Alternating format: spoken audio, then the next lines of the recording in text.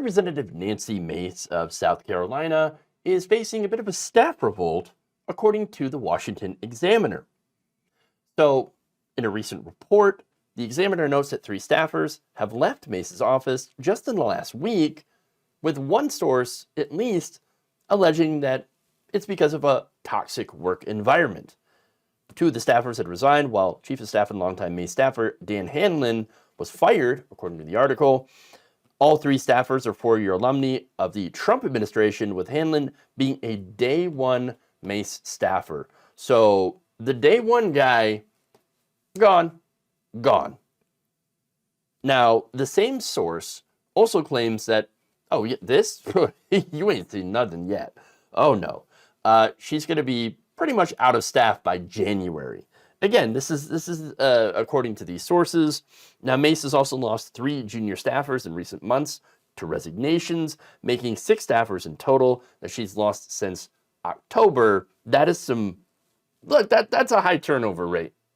Let's be clear about that. There's something going on in Nancy Mace's office, and it ain't good. So let's get to the details here. Why is this happening?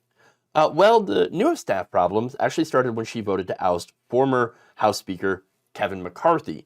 That was not something that establishment Republicans were in favor of, and it caused all sorts of chaos. Now we've got MAGA Mike Johnson, who is also running into some issues with the more extreme members, of which he's, by the way, a part of.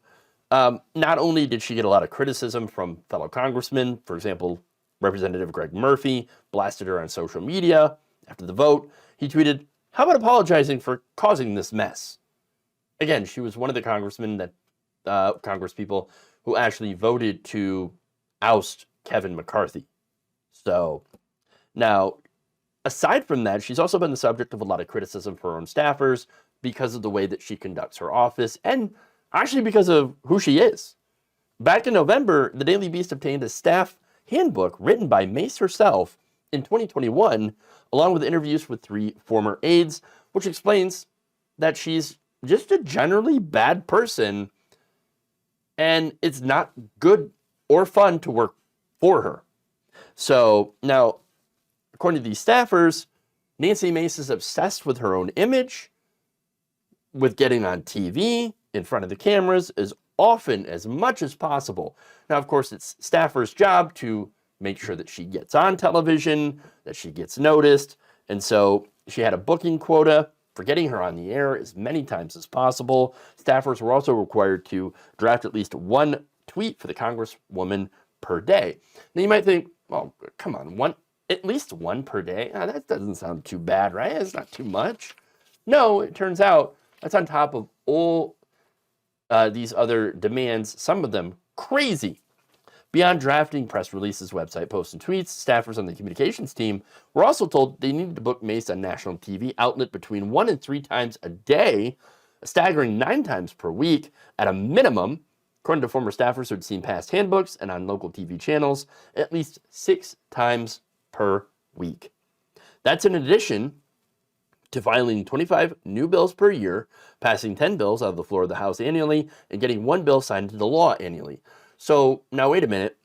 Staffers, remember, they go through the nitty-gritty and actually write these bills. So, if a bill passes, it's written by them, not Nancy Mace. You think Nancy Mace or any congressperson is out there writing their own bills? I would argue that the vast majority do not. That's the staffers. And so, really, when a bill put up by Representative so-and-so gets passed, well, the representative gets all the credit, but it's actually the staffers that have done all the work. So let's be clear about that.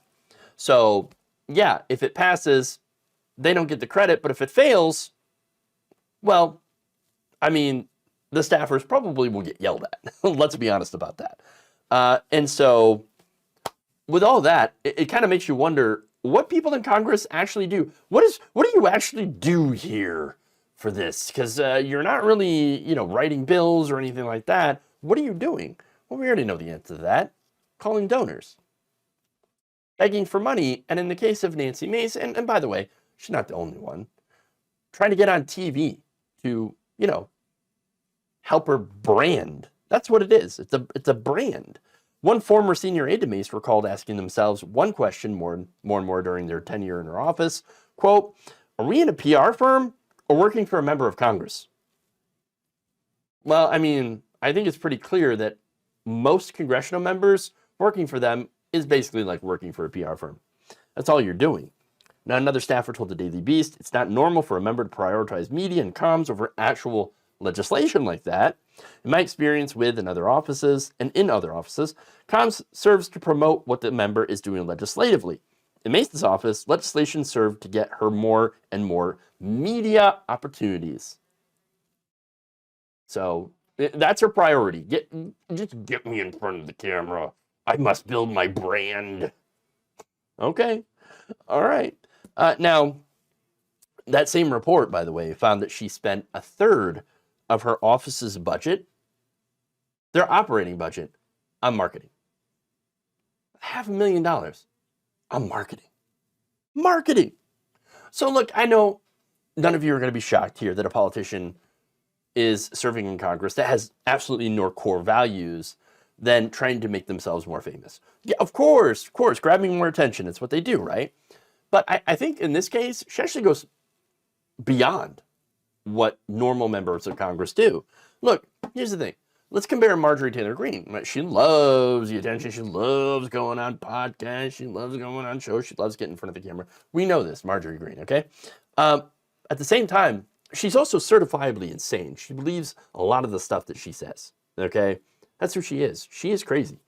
Like, I do believe that she believes in the Jewish space lasers. Okay, that they actually exist, and that she had to go and walk it back in public because she is also doing PR for herself, trying to raise her profile, trying to amass more power. But I think that there are core beliefs behind that, and those core beliefs are not only insane but repugnant. Okay. Now, Nancy Mace, you compare that to Nancy Mace, who actually doesn't have any core beliefs. It's still the same. I got to get in front of the camera, going to build my brand, going to get more opportunities for people to see me, and so I can get, more power or more attention in this case. But what I'm going to do is, again, I don't have any core beliefs. I'm going to say and do whatever it takes to get that attention that I crave, that I need. So she's going to do whatever she thinks is going to get her the most coverage. And during the Trump administration, it was, I'm the moderate. Again, that's what you hear about Nancy Mace. Oh, Nancy Mace, so moderate. No, she's not moderate at all. And so, look, one of her former staffers actually said in this interview, stop looking for the logic in Mace's actions because there isn't any. She talks about standing up for the people. She talks about principles. But at the end of the day, all she cares about is maintaining her weird C-list celebrity status by any means necessary. And there it is. None of this is new. We knew this, for some time, but it's reached a point now where her staffers, they've had enough. They're done with it. Now, look, everybody should know that Nancy Mace is a fake. I think it's good to know. It's good to, have it be known that she's not a moderate and has no principles and is only in it for, again, her own brand and her own personality, right? I wish, though, more staffers would expose their members of Congress, because I know for a fact that Nancy Mace is not alone. I would argue that a great number of our elected representatives are essentially the same way. Now, there's one last thing here that the staffers noted that I actually just find super amusing, and that's the popcorn machine. Yes, we got to mention the popcorn machine. So it turns out that Hanlon, when he was hired in 2021, brought a popcorn maker into the office, and it was a hit. Everybody loved it. Everybody, I mean, who wouldn't? It's a popcorn machine, like what you get at the movie theater. Oh, a little bit of movie theater butter. I mean, you're good. Hell yes. Now, that said, he was fired. So what's the first thing he does? He takes the machine. It does belong to him. So he takes that machine. And look, a former senior Mace staffer told the Daily Beast in this report, quote, he did love that popcorn machine.